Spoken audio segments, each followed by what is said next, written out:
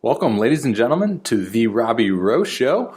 I am your host, Robby Row, and you are listening to episode 69 with Nick Rickles. Let's hear a soundbite from Nick. You have to understand what kind of player you are. Like, you're not Mike Trout. You're not Bryce Harper. You're not Barry Bonds. Like, you're comparing yourself to people that don't even hit to the same side of the plate as you. Like, you're a righty. Bryce is a lefty. You're not going to tell me you're going to hit like Bryce. You're not going to hit like Bryce. So, like, I understand that social media and everything is helping people understand the game a little more. But knowing as soon as you can, understanding the player that you are, that's the first step to making it to the big leagues, man. False sense of security, goals that are unattainable, those kind of things are just like, they're dream killers. May I have your attention, please? You're my heater. Now listening to Clear the Mechanism. The Robby Row Show. The Robby Row Show.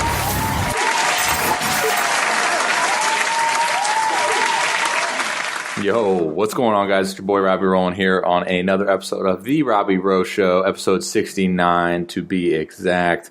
Thank you guys for tuning into this episode. I will keep this introduction brief so we can get right to it. I got Nick Rickles on the show. I met Nick through Instagram. Obviously, him being a player, we're all kind of well-versed in being connected through social media. And I saw that he kind of had an intriguing background, and I have yet to really talk to a guy that is fresh out of playing the game of professional baseball and now coaching it. So Nick spent 9 years in the minor leagues. He was drafted out of Stetson University in 2011, and I think he went to Oakland. So he went from Oakland to the Nationals to the Phillies. So he's got a cool journey. And the coolest part is he didn't spend really any time. There was no gap period between his playing career and his coaching career. His coaching career started right up. He actually played this past winter in the Dominican and then went and coached in coaching this year for the Brewers. So I saw that and I was kind of like, man, like that's pretty cool. Like, let's talk to him. Let's kind of hear his goals, his coaching goals, like where his mindset's at as far as does it vary from being a player to a coach? Like, I don't know. I think it's a very intriguing conversation that you guys will hear today. So appreciate Nick for coming on. I appreciate you guys for tuning in, and I appreciate Pocket Radar and Velo Pro for being sponsors of the show. If you guys are new to the podcast, I talk a lot about my sponsors of the show, two of them being Pocket Radar and Velo Pro, both in which can, I believe, help you progress in your baseball career. And what I can provide for you guys is a discount. So find a means to message me, whether it be on email or Instagram direct message. I'll provide my email address. It's contact Robby Row, contact CONTACT ROBBYROW @gmail.com. So email me if you're interested in purchasing a Pocket Radar or a Velo Pro harness. I can get you a discount on those. 10% for the Pocket Radar, 15% for the Velo Pro harness. And again, if you guys are new listeners to the show, be sure to subscribe. I'm releasing Monday, Wednesday, Friday episodes, trying to bring on as many awesome guests like Nick himself to provide you guys knowledge, information, and experience to better equip you for your journey or your son's journey or whoever's journey it is, or just maybe provide you guys with just good conversation, because that's what I do. All right. That will be it for the introduction. Let's get to the show. Again, thank you guys for tuning in, and hope you guys enjoy episode 69 of the Robby Row Show with Nick Rickles. Let's get to it, guys. All right. Welcome, ladies and gentlemen, to the Robby Row Show, episode 69. I got Nick Rickles on the show today. Nick, welcome to the show, brother. How you doing? Good. How you doing, man? I'm doing well, man. I'm on my third cup of coffee already. I'm doing. I cannot complain. How's Arizona treating you right now? It's nice, man. For you on the East Coast, it's a little later over there than it is here, so I'm still working on that first cup. But kind of just enjoying the weather before it gets too hot out here, and that's really about it, man. Arizona's a great place for spring training, as you had said before, and right. I'm pretty blessed to come back out here. Yeah, no doubt, dude. In all of the places in the world, I am in Omaha, Nebraska.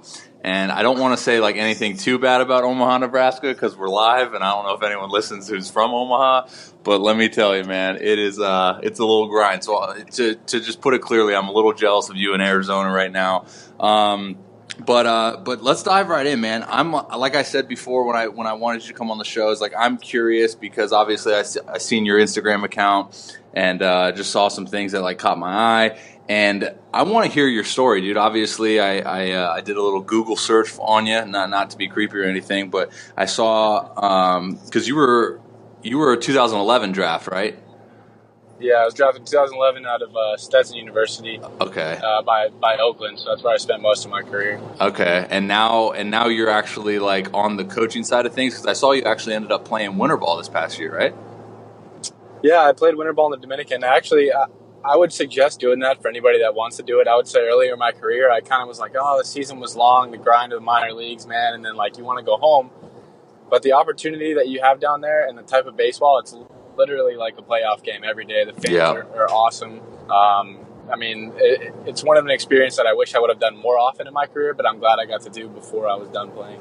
Yeah. So will that be like another opportunity for you, like as like next winter approaches, or was that just like kind of a one-time thing and you've hung your spikes up and now you're focused on coaching? For the Brewers at least, I'll just be coaching. In a perfect world, I would love to coach in the summer and play in the winter. I know that's kind of tough, especially as a catcher. You know, you got to keep your legs in shape, but lifting is going to be the same regardless of coaching and playing. But I actually had the team come out here about a week ago to just kind of talk shop, and they were getting their little fix of Arizona in, and we spoke about maybe being like some sort of player coach where I would, kind of work with all the catchers. And the hardest thing about being down there is not speaking Spanish. So, yeah, being the medium between the Latin guys and some of the American players that come down there would be something I'm definitely looking forward to having the opportunity to do. But with Winterball, they don't really set anything until June, so it's kind of just kind of wait and see kind of thing for the next couple months. Dude, I started playing. I had my first taste of Winterball. I went to Puerto Rico. I want to say 16, 17, 18.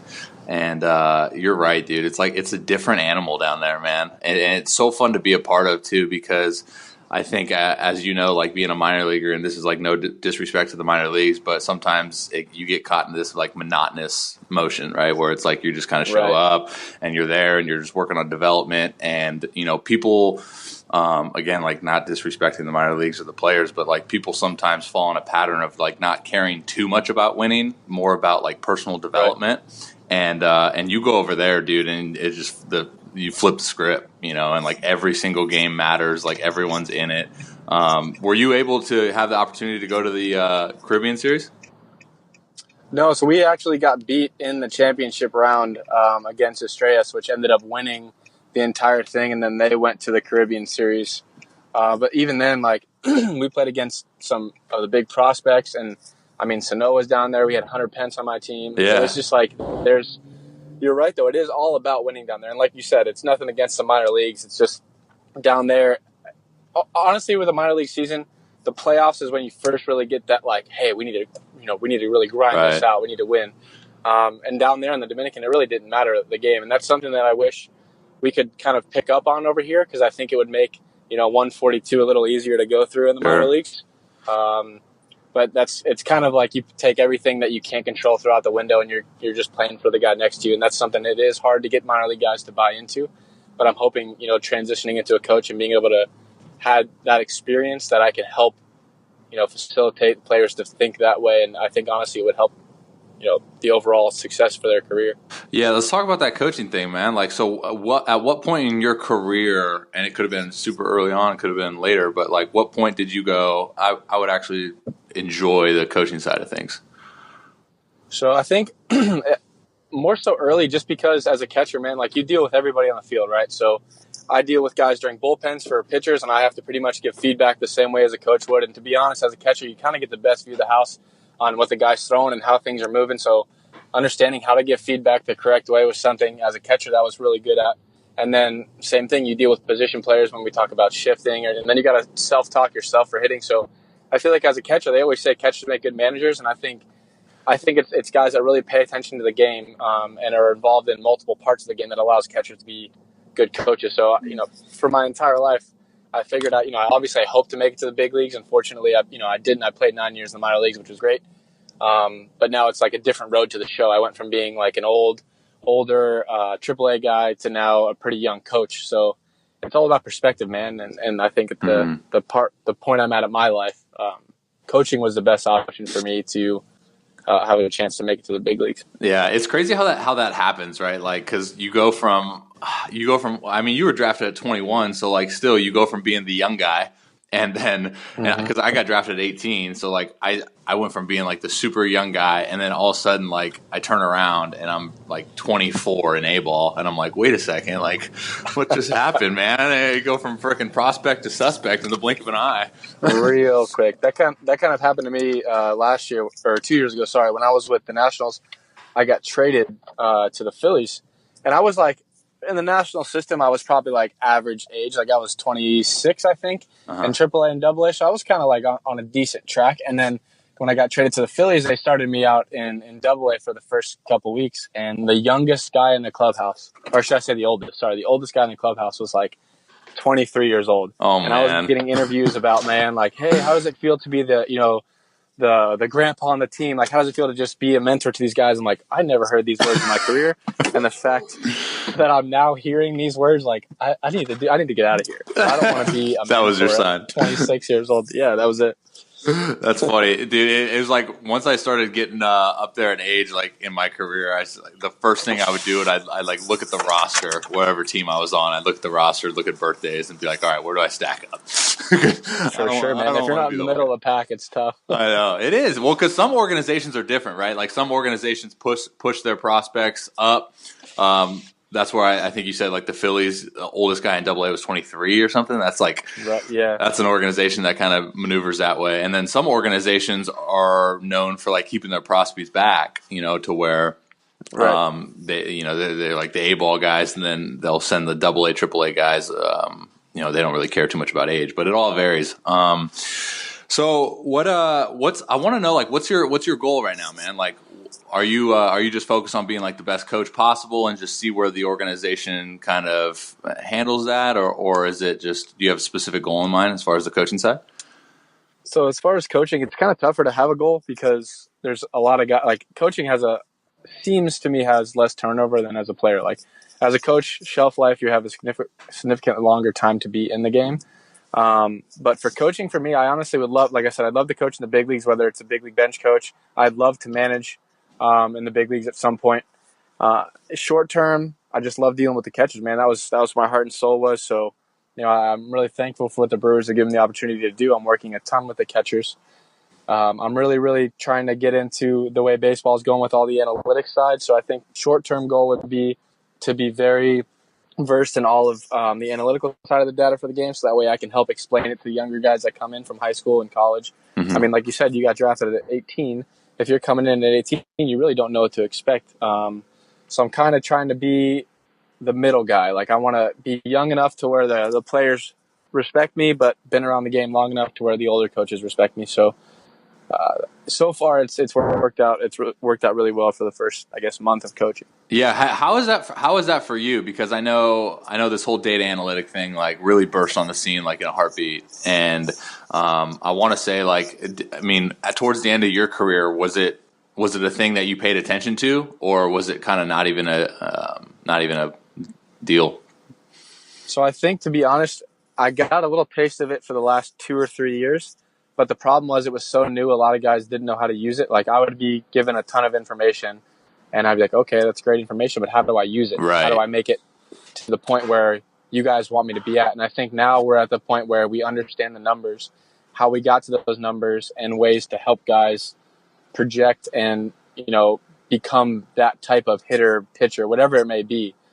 So, obviously I wish I would have had it younger in my career, earlier, I guess. Yeah. But again, I think understanding it now and moving forward, it's on the front end of where I need to be as a coach. Yeah, I'll tell you what, man. I mean, just from like, because I have that like same story, dude, where it kind of like burst on the scene towards the tail end of my career, and it was kind of like, wow, I want to know what this is. Like, I want to be good at interpreting this data because it looks dope. But at the same time, I think you got to be like kind of a realist, right, and not dive too far into it.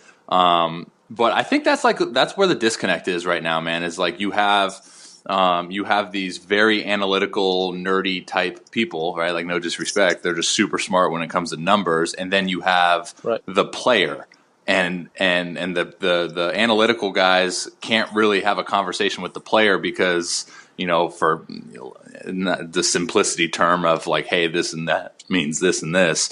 So I think there needs to be, like you said, that bridge guy, that middle ground guy, to be like, okay, you can talk to the analytical guy, and then you can take all that information and then kind of disperse it to like the players. Is that something like you're kind of in the process of doing right now with the players? To be honest, I mean, that pretty much describes what I'm basically doing. So like, I really just, again, I have to get pretty versed on the analytical side of the game, but I want to be able to go to a player and be like, hey, listen, man, these are your numbers. And he's going to respect me. And like I said, no offense to the analytical side of the game, but they're going to respect the guy that played a little bit more so than a guy that didn't play. Right. So when I go, to a younger guy and say, hey, listen, man, this is where you need to go from here. These are your numbers.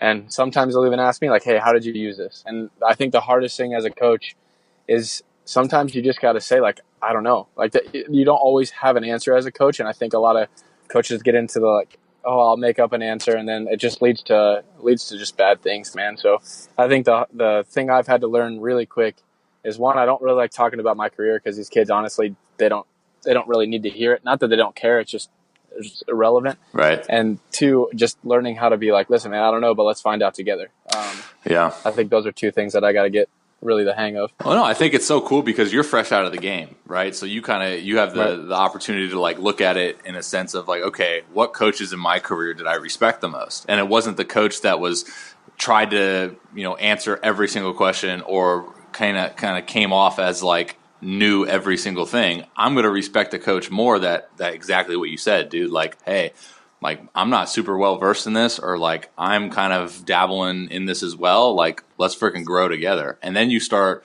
at the end of the day, like I say it all the time as far as what makes great mentors or makes great coaches or instructors or whatever. And it's the ability to like grow in a relationship with a player or an athlete. And I think that right there is just telling an athlete like, hey, let's grow together in this is the best way to kind of start a relationship. Now you have respect from both ends, both sides of the spectrum. You have the player respecting the coach and the coach respecting the player. Exactly. So what I'm curious, like, what are the Brewers? What would your title be as far as like as your coach? Like, where are you going to spend the summer? Where are you going to spend the season?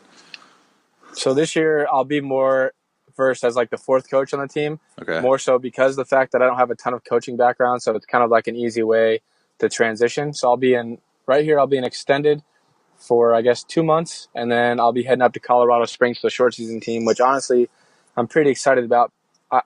There's two ways to look at it. One, if I'm with the older guys, I think the problem is some of the older guys are still older than me, so it's tough to tell a guy like, hey man, like trust me, and I'm like, well, I'm 2 years older than you. Why do I need to trust you? I've been around the game longer. Right. As opposed to being in Colorado Springs, which is now a short season team instead of AAA. The young guys come in, they look at the body of work that I was able to provide, whether it is through Instagram where they can see, or like you said, just through conversation. And I think to have them buy in at a younger age is going to be huge for their career. And that's basically what I'm really going to try to work on is getting guys to understand how to work. Not because as well as I do, you see guys sometimes that are just basically doing eyewash workouts or eyewash things just because they want the coaches to see. And that really doesn't do anything. You're just wasting everybody's time, mostly your own. Right. So if you find the way to work correctly, I know it's the don't work harder, work smarter kind of thing, but I think that's kind of what I want to preach at least throughout the first year, and then see how it goes. When did Colorado Springs become short season? This is the first year. They're actually now the Rocky Mountain Vibes. If you haven't seen the logo, man, I would strongly suggest looking at it. Yeah, they kill it. I think it's in the top 4. I think now of all minor league baseball. It's s'more. It's a marshmallow with chocolate on one side, I think, and smushed in between two. Now I'm hungry, man. Flames. I know, dude. Flames coming out of the head, and it's like pink and blue, and it's a sick logo. So I'm pretty pumped. I got to get some cool kicks, man. I was gonna say, dude, like send your boy a hat or something. I gotta get some gear. I know. So where did y'all's AAA team go? They are, I believe, in San Antonio now. Where did the? So they're remodeling San Antonio, and then Texas. I think that was in San Antonio is now in Nashville. Dude, I can't keep track. Dude, they change every year. There's a lot of teams that use like 1-year contracts, and they just bounce around. Which doesn't make sense. Colorado Springs, freaking ball's gonna fly. Oof. Yeah, I know. Yeah. It's only half season, so at least they'll cut down some of the homers. But these kids are going to get a false sense of what the minor league is like. And it was apparently not a very good AAA clubhouse. I never saw it, but you put a AAA clubhouse and you put a short season team in there, those kids aren't going to know how good they have it. Oh, dude. Further on. We could talk for days about that, how these kids coming up now, dude. Like, I mean, shoot, man, I went to indie ball this past year, and it was like how good I had in indie ball was like eye-opening for me. Like, I think this new generation, I wouldn't even say new generation, just like these newer players, like coming into these cathedrals now where like we kind of came in and it was like, shoot, man, my first season was I played in Missoula, Montana, Pioneer League. And my first road game was in Helena, Montana. And that clubhouse was like 300 square feet and like 2 working showers with like no water pressure. And I was like, that's actually where the team was before they moved. Helena was the Brewers. Right, Brewers. Yeah, I never liked playing there, but so is it the Pioneer League still or no? The Pioneer League, is that Northeast or is that no? That's New York Penn League. That should be the Pioneer League. Yes. So you'll be it's a ton of travel because I think the Rockies short season they moved from Casper, Wyoming to Grand Junction, Colorado. So I'm assuming you'll be in that league. Apparently, there's some long bus rides in the league now. Pioneer League, but I mean, dude, it's tough. Tough. Yeah. At least you're a coach now, man. You get your own seat and you don't have to fight anyone. I know. As a catcher, I got one anyway, but I think that's one of the things I'm looking forward to. Like I hear a lot of the coaches and they're like, "Hey man, these bus rides are gonna be terrible," and I'm like, "I just got off the bus like less than a year ago. My life is air mattresses and bus rides, man. Like I'm glad I don't have to get out of the game." Yeah, no one else will understand what that's like. But I guess you gotta be in the front of the bus now. So when you gotta go to the bathroom, you gotta do some climbing. I know, man. I also haven't decided if I want to go front right or front left. I know a lot of the managers go front right, and then it kind of goes by rank on the way back. But here's the issue: the best part about minor leagues is playing cards with the boys or playing video games. Whatever. Do you do that? No, I can't. I don't know. Do I? It's the organization. Yeah. There's because organizations will be strict about that. See, I think for you're gonna be like the typical like young coach that everyone else relates to and everyone else likes. Right. So I think you're going to have that leeway to be like, one of the boys again. And I think that's what's going to make you like really, really well respected is like, you're not going to be this power trip type coach, like, hey, I'm authority now, go freaking run or something. Like, no, dude, like, you know how it is, man. You just like we talked about earlier, it's like you're fresh out the game. Like, what people as a player like respects. So you just do that. Yeah, that's basically what I'm going to go for, man. Hopefully it works out well. I do feel bad. You gotta grind a little bit in extender, the old extended spring training. Have you? But it is Arizona, not Florida. That's true, 100%. Well, did you play in the AZL? I played there when I first got drafted. I spent I want to say it was like 3 or 4 games, and then I went to the New York Penn League. So I really didn't get a taste of. The only time I got a taste of extended, I was hurt here. When I tore my labrum in 14 and I had to rehab, and part of my rehab process was through extended, so I got to see it.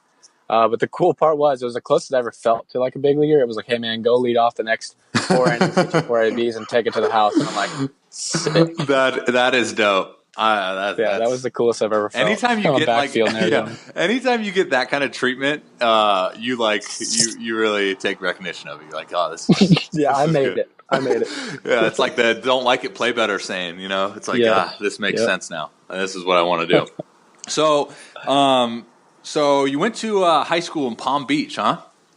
Yeah, Palm Beach Gardens High School. It's a really good baseball area. There's Jupiter, Boca. Like there's been a lot of good players that come out of there. Yeah, I spent 3 years with St. Louis, and that's where we're at, right? Like Jupiter, and it's a nice area, man. I'm not like the biggest fan of Florida, I think in general, just because I can do dry heat, like I'm a California boy, and as soon as like I have to deal with like the humidity and the heaviness of weather and the stickiness, like I'm out. So it's a different dynamic. I'm right there with you, man. Yeah. We just bought a house in Vegas, and one of the things before we bought the house was like, hey, you want to go to Florida? Like, I have family there.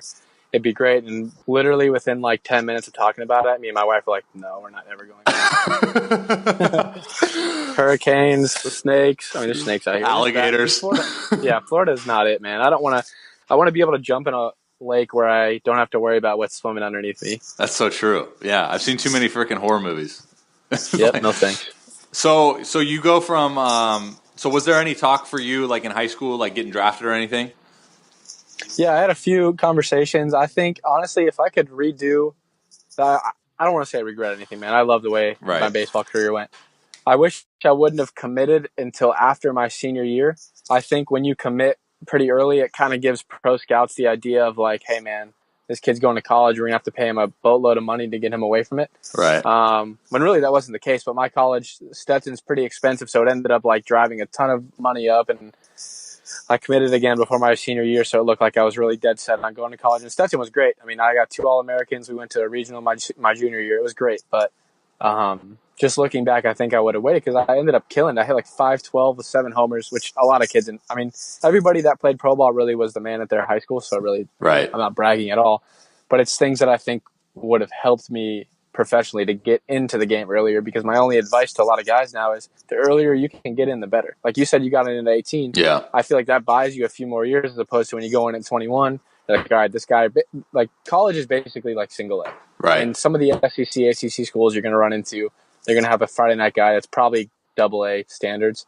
But now you have to start back and go through all those 3 years when you could have done it at 18 and been in double A at 21 instead of short season at 21. You know what I'm saying? Yeah, that's a huge thing too, is because like I'm pretty passionate about that. Obviously, coming from the different side of the spectrum on that, because I think there's a couple variables where, dependent upon the organization, I think the like if you went to college, I think you're going to advance through the ranks a little bit quicker.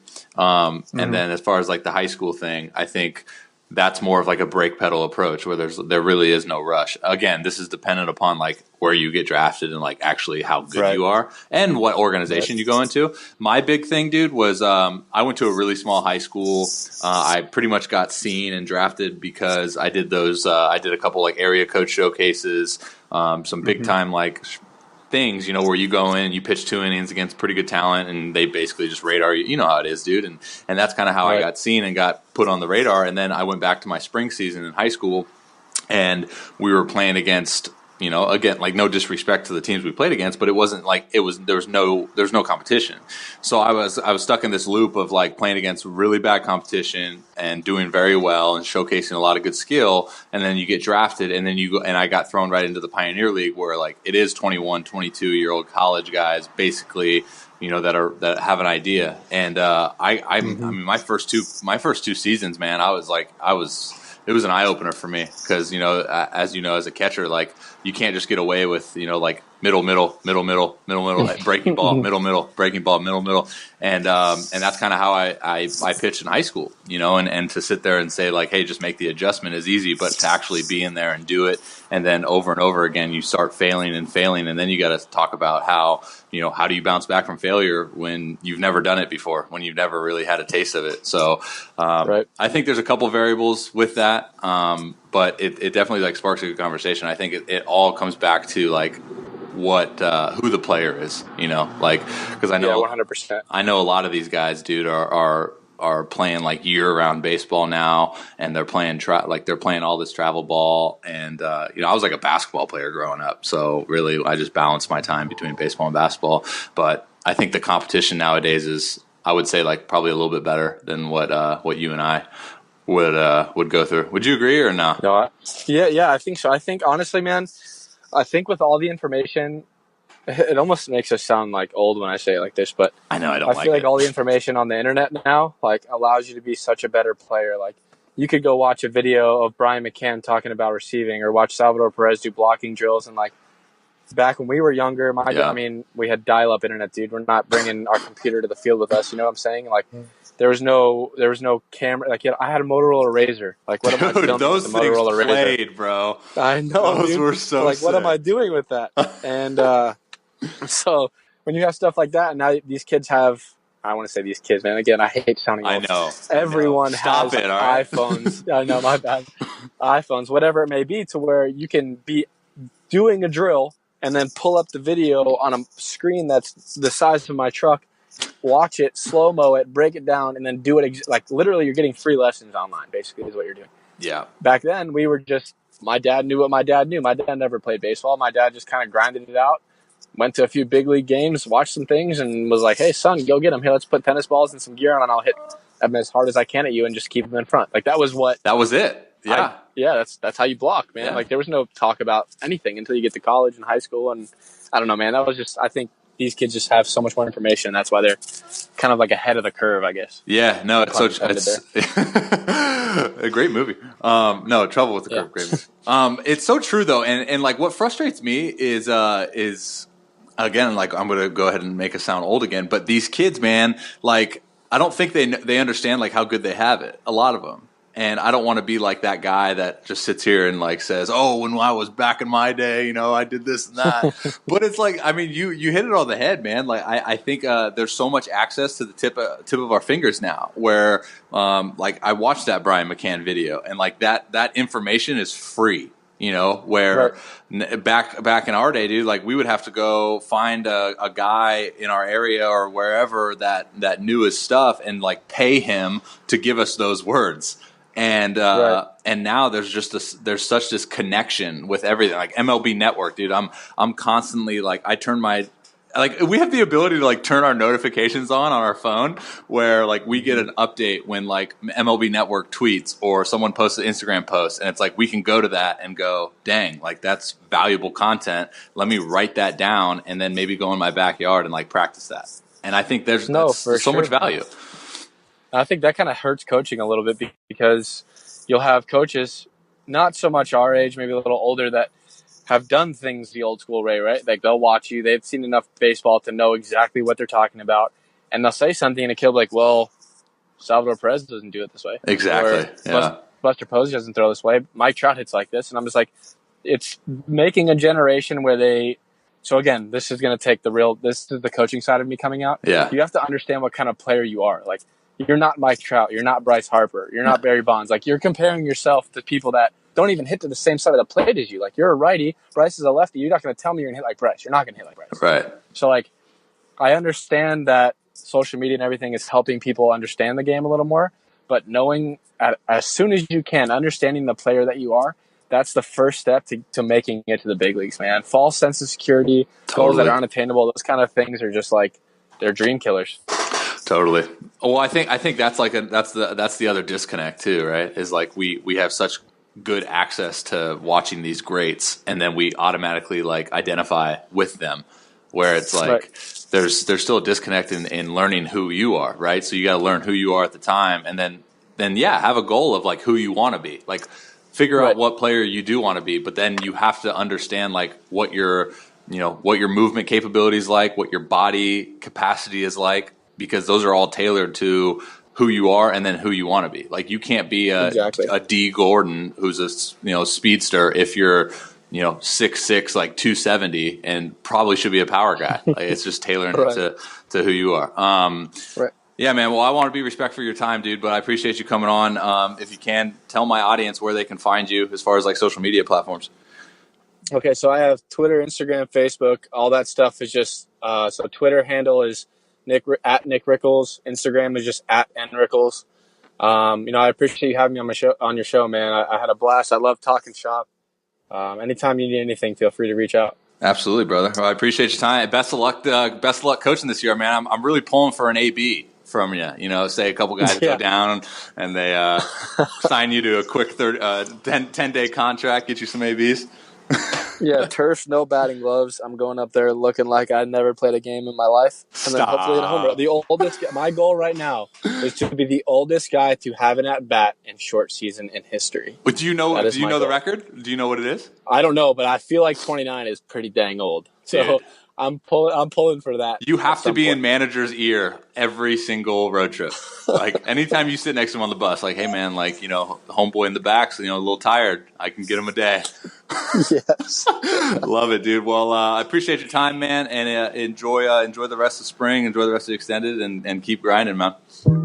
Absolutely. Thanks, man. Yeah, dog. Talk to you later. See ya. See ya. All right, guys, that'll do it for another episode of the Robby Row Show. Again, thank you guys for tuning in and making this podcast possible. If you guys enjoyed this episode, let me know by leaving a review. You can go to your podcast platform and you'll find somewhere along there that it says write a review or leave a review, however many stars. I don't know. Helps me out as a podcaster knowing what I do well and knowing what I don't do well. And if you guys ever want, I gave you guys my email address in the pre-roll. So if you guys ever want to contact me, that is a means to contact me. So let me know if there's any guests in particular that you want to have on the show, or if there's anything that you want to let me know that I can do a much better job at. Constructive criticism is how we get better, right? Anyways, I appreciate you guys. Enjoy the rest of your day. Much love. God bless. We shall talk to you in a couple days. Cool. See you.